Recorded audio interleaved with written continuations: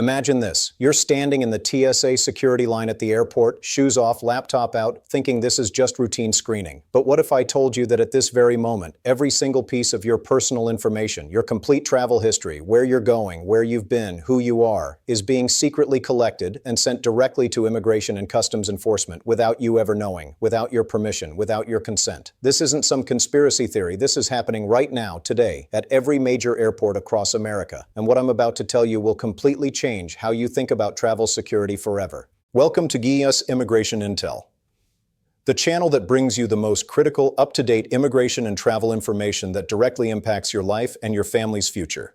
I'm your host, and today we're diving into one of the most explosive revelations in airport security history. A massive TSA data leak has been exposed where the Transportation Security Administration is systematically sharing passenger data with ICE, and this affects every single person who flies through American airports. Whether you're a United States citizen born and raised here, a visa holder studying or working in America, a green card holder building your life here, or someone planning to visit the United States, you need to understand what's happening because your privacy, your rights, and potentially your freedom are at stake. By the time you finish watching this video, you'll know exactly what data is being collected, how it's being used against travelers, and most importantly, the specific steps you must take right now to protect yourself and your loved ones.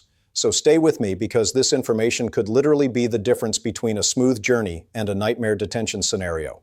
Let's start with the bombshell revelation that has privacy advocates, civil rights organizations, and millions of travelers absolutely furious. The Transportation Security Administration, the agency we trusted to keep us safe from terrorism and threats on airplanes, has been operating a massive surveillance program that goes far beyond what most Americans ever imagined. According to shocking investigative reports that have recently come to light, TSA isn't just checking you for weapons and explosives when you go through security. They're collecting an absolutely staggering amount of personal, private, sensitive data on every passenger who passes through their checkpoints. And then they're taking that data and sharing it directly with Immigration and Customs Enforcement. Now, you might think, okay, they're probably just sharing basic stuff like names and flight numbers, right? Wrong. Dead wrong. The scope of data collection and sharing is absolutely massive and deeply invasive. We're talking about your complete flight itineraries, including every single flight you've booked, not just the one you're currently taking. They know your departure cities, your arrival cities, your layover locations, the exact dates you traveled, the precise times of your flights, everything. They have your personal identification details, and I mean everything. Your passport numbers, your driver's license information, your date of birth, your home address, your contact information, all of it sitting in government databases. But it gets worse. They're collecting and sharing your payment information and your booking patterns. Think about that for a second. They know how you paid for your tickets, what credit cards you used, which booking platforms you prefer, whether you book last minute or plan ahead, whether you typically buy one-way or round-trip tickets. For those of you enrolled in trusted traveler programs like TSA PreCheck or Global Entry, all of that detailed information you provided during your background check, all those fingerprints, all that data, it's being shared too. And here's something most people don't realize. Any additional information that gets collected during your security screening, conversations you had with TSA agents, secondary screenings you went through, anything that seemed unusual about your behavior or belongings, all of that is documented and shared as well. Now let me explain why this is an absolutely massive problem for everyone, not just immigrants or visa holders, but every single person who values their privacy and constitutional rights. TSA's job, their primary mission, the reason they exist, is airport security. They're supposed to prevent terrorists from getting on planes, stop weapons from being smuggled aboard aircraft, keep the flying public safe from immediate physical threats. That's it. That's what we expect from them. That's what we've accepted as a reasonable trade-off for our privacy when we go through security. But the moment that data starts flowing to ICE, everything changes because ICE is not a security agency. They're an immigration enforcement agency. Their mission is completely different. This means that when you're taking a totally domestic flight, let's say you're flying from Miami to Seattle, you're not crossing any international borders. You're not leaving the country. You're just an American traveling within America, or you're a legal resident moving around the country you live in. Your information is still being funneled into immigration enforcement databases. It's being flagged. It's being analyzed by algorithms. It's being cross-referenced with other databases. And it can potentially be used to target you, investigate you, detain you, or even deport you or your family members. The sheer scale of this surveillance operation is absolutely mind-blowing when you really think about it. Every single day in the United States, roughly 2 million passengers go through TSA security checkpoints at airports across the country. 2 million people every single day. That's over 700 million passengers per year. 700 million individual data points being collected, being stored in government systems, being shared between agencies, being analyzed by artificial intelligence and algorithms looking for patterns and red flags. Privacy experts and constitutional scholars are calling this one of the largest domestic surveillance programs in the history of the United States. And the most disturbing part is that the overwhelming majority of Americans have absolutely no clue this is happening to them. Think about your last trip to the airport. You stood in that TSA line, you took off your shoes, you put your bags on the conveyor belt, you walked through the scanner, maybe you got a pat down and you thought that was it. They're just checking for threats and then you go catch your flight. But behind the scenes, in systems you can't see, there's this massive data pipeline that's capturing every detail about you and feeding it directly to multiple government agencies, including immigration enforcement. You had no idea it was happening. You never gave permission. You were never asked for consent. You weren't even informed this was taking place, and yet it's happening to millions of people every single day. Now let's talk about the legal issues here, because I know a lot of you are thinking, how is this even legal? How can the government do this without telling us? The answer is complicated and frankly disturbing. After the terrorist attacks of September 11, 2001, Congress passed a series of laws that massively expanded government surveillance powers and authority to share information between agencies, all in the name of national security. The Patriot Act is probably the most famous of these laws, but there were others too. And together, they created very broad powers for government agencies to collect data and share it with each other. Technically speaking, under these laws, what TSA and ICE are doing might be legal in the sense that they have statutory authority to do it. But here's the critical point that legal scholars, constitutional experts, and civil rights organizations are making.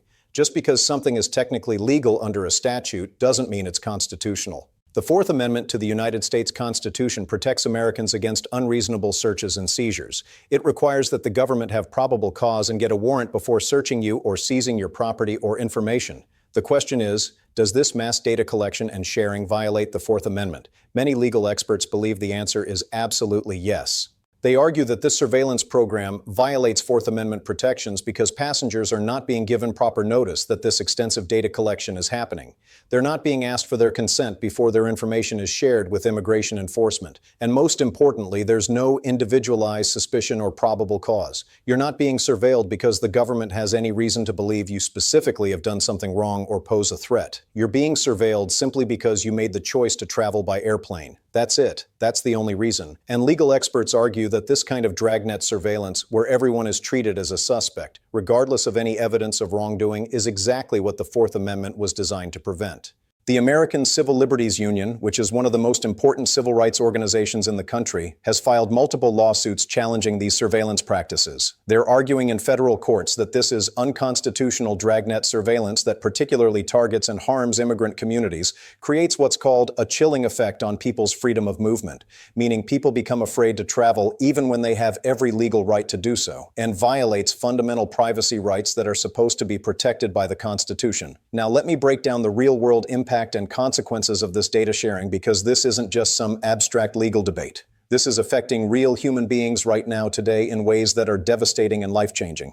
If you are in the United States on a visa, even if you have been following every single rule, even if you've done absolutely everything correctly, if there is any minor discrepancy in your records, any small issue with your status, anything that might raise a question, ICE can be automatically notified the moment you book a flight or the moment you show up at the airport to board. I have personally seen cases, real cases involving real people, where individuals with pending visa applications or very minor technical violations were detained at airports, pulled into secondary inspection, questioned for hours, and in some cases actually arrested, all because the data sharing system flagged them automatically. These are people who weren't trying to run, who weren't trying to hide, who were just trying to travel for completely legitimate reasons like visiting family or attending business meetings, and they got caught up in this surveillance net. For people who are applying for green cards, permanent residence in the United States, your travel patterns are being scrutinized incredibly closely. If you travel frequently to certain countries that immigration authorities consider high risk, if their algorithms detect what they interpret as unusual patterns in your travel, if you're taking trips that don't seem to match the story you told in your application, all of this can raise red flags in your immigration case. Immigration officers who are reviewing your green card application have full access to all of this travel data that TSA has collected, and they will ask you about it in your interview. If there are any inconsistencies between what you reported in your application forms and what shows up in the government's data systems, that can seriously damage your case and even lead to a denial. If you have family members who are undocumented, people you love who don't have legal status in the United States, this data sharing puts you and them in an incredibly vulnerable and dangerous position. When you travel and your data gets shared with ICE, it can potentially be cross-referenced and matched with other databases that immigration enforcement maintains. If ICE is investigating someone in your family or your community, your travel patterns, the people you travel with, the places you go, all of that can provide immigration authorities with information and leads that they use in enforcement actions and deportation cases.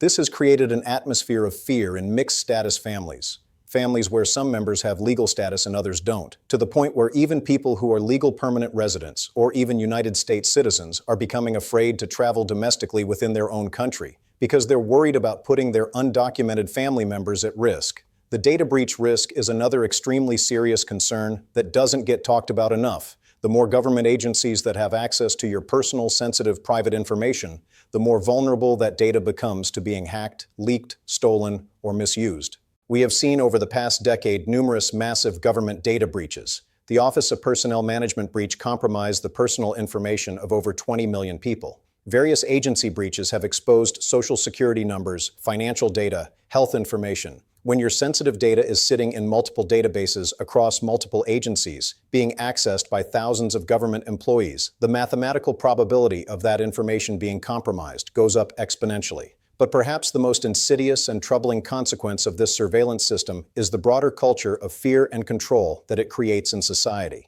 When people know they are being constantly monitored, when they understand that their movements are being tracked, when they realize that traveling might trigger flags in government databases, it fundamentally changes their behavior. People start engaging in self-censorship. They avoid certain types of travel even when they have every legal right to make those trips. They become afraid to visit certain places or certain people. They stop exercising their constitutional rights because they're terrified of attracting attention from authorities. This is what experts in civil liberties call a chilling effect, and it is absolutely corrosive and destructive to a free and open society. There have been multiple documented cases that have been reported in the media and verified by civil rights organizations, of United States citizens, people who were born in America or who became naturalized citizens, being detained for hours at airports because computer algorithms incorrectly flagged them as security risks or immigration violations. Just imagine for a moment being a citizen of this country, having every legal right to be here and to travel freely, and being treated like a criminal, being pulled into a room, being interrogated, being held for hours, missing your flight, all because some computer system made a mistake and flagged you incorrectly. These are not rare, isolated incidents. They are happening with increasing frequency as the surveillance net gets wider and tighter and as more and more data gets fed into these algorithmic systems. So now we get to the most important part of this entire video. What can you actually do to protect yourself, your family, your rights, and your privacy in this surveillance environment? This is absolutely critical information, so I need you to pay very close attention to every single point I'm about to make. First and most important, you must ensure that your immigration status is completely 100% up to date and in full compliance with the law. If you are in the United States on any kind of visa, you need to know your exact expiration dates. You need to understand all the conditions and restrictions of your visa category, and you must never ever let anything lapse or expire. If there is any issue at all with your status, anything that might be questionable or problematic, you need to address it immediately, right now, today, before it becomes a crisis when you're trying to travel. Do not wait. Do not procrastinate. Do not assume it will be fine. If you have any questions or concerns whatsoever about your immigration status, consult with a qualified, experienced immigration attorney immediately. This is not optional. This is essential. Second, you must maintain absolutely meticulous, detailed, organized records of your complete travel history. I'm talking about keeping copies of every single boarding pass, every entry stamp and exit stamp in your passport, every I-94 arrival and departure record, every piece of documentation related to every trip you take. Create a dedicated file, either physical or digital, or preferably both, where you store all of this travel-related documentation in chronological order. If you are ever questioned by immigration authorities, having these organized records readily available can make an absolutely massive difference in how that encounter goes.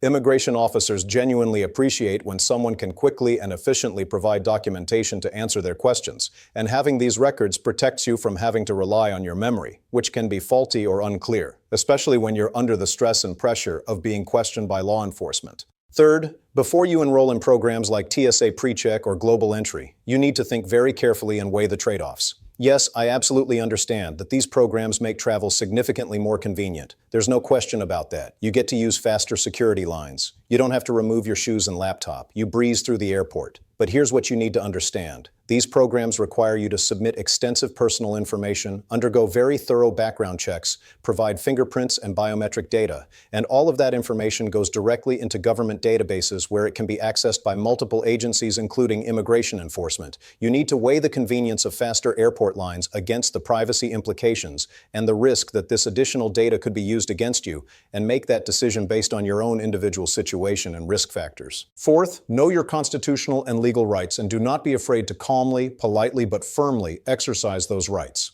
If you are stopped, detained, or questioned at an airport or anywhere else, you have rights under the United States Constitution, and those rights apply to everyone on American soil, regardless of immigration status. You have the right to remain silent. You have the right to speak with an attorney before answering any questions. You have the right to refuse to sign documents that you don't understand or don't agree with.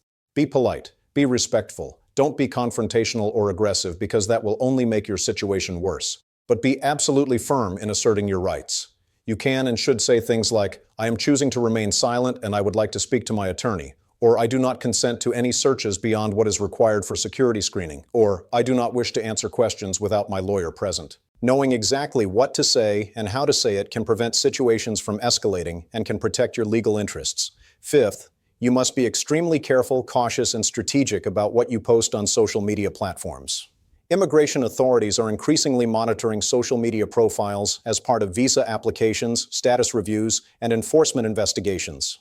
If your social media posts contradict your stated travel purposes, if they suggest you're working in the United States when you're here on a tourist visa, if they show you're in romantic relationships that you didn't disclose in your immigration applications, if they contain political statements or affiliations that might raise red flags, all of this can create very serious problems for your immigration case. You need to assume and operate under the assumption that anything you post publicly on any platform can and will be seen by immigration officials. Many people have had visas denied, green card applications rejected, or even removal proceedings initiated based primarily on evidence that immigration officers found on their social media accounts. Thank you so much for watching. What's Immigration Intel?